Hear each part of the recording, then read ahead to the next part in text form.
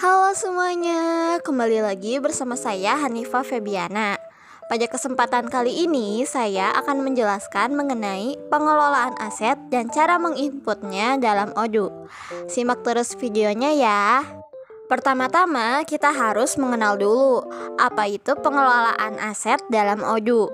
Jadi, pengelolaan aset di Odoo adalah fitur dalam modul akuntansi Odoo yang membantu perusahaan mencatat nilai aset, menghitung penyusutan, dan membuat input akuntansi.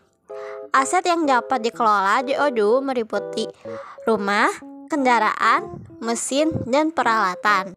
Selanjutnya, ada pula manfaat dari menggunakan pengelolaan aset dalam Odoo. Yang pertama ada efisiensi, yaitu otomatisasi proses pencatatan dan perhitungan penyusutan, sehingga dapat menghemat waktu dan tenaga.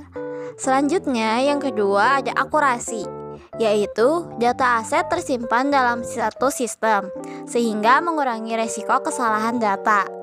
Yang ketiga ada transparansi, yaitu laporan yang komprehensif memberikan gambaran yang jelas tentang kondisi aset perusahaan.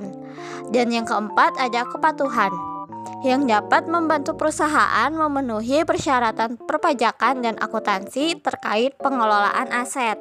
Selanjutnya, saya akan menjelaskan cara menambahkan aset baru pada Odoo Accounting.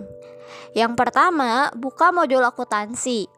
Lalu di menu utama pilih Accounting. Kemudian pilih aset. Setelah itu, klik tombol New untuk menambahkan aset baru. Lalu, setelah itu isikan nama aset. Misalnya, mobil kantor. Lalu, pilih kategori aset yang sesuai. Misalnya, kendaraan atau mesin. Pada gross value, diisi dengan nilai aset saat dibeli. Selanjutnya, pada vendor diisi dengan nama vendor jika diperlukan. Selanjutnya, pada invoice dapat dihubungkan dengan faktur pembelian jika ada. Terakhir, pada acquisition date isi dengan tanggal pembelian aset.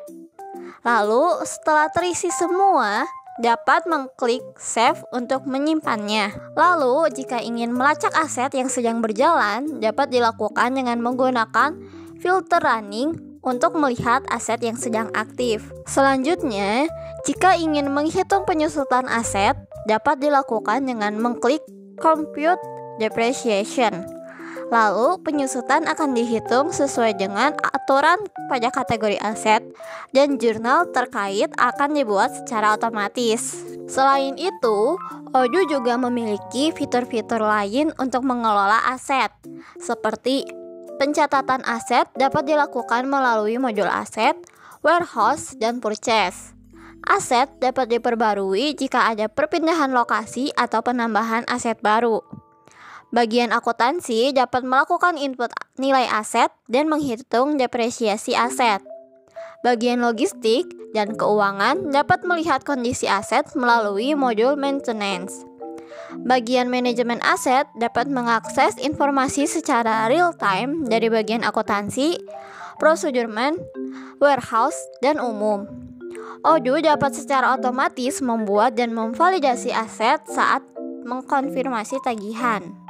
Sekian saja video yang dapat saya sampaikan mengenai pengelolaan aset pada Odoo Accounting dalam video kali ini.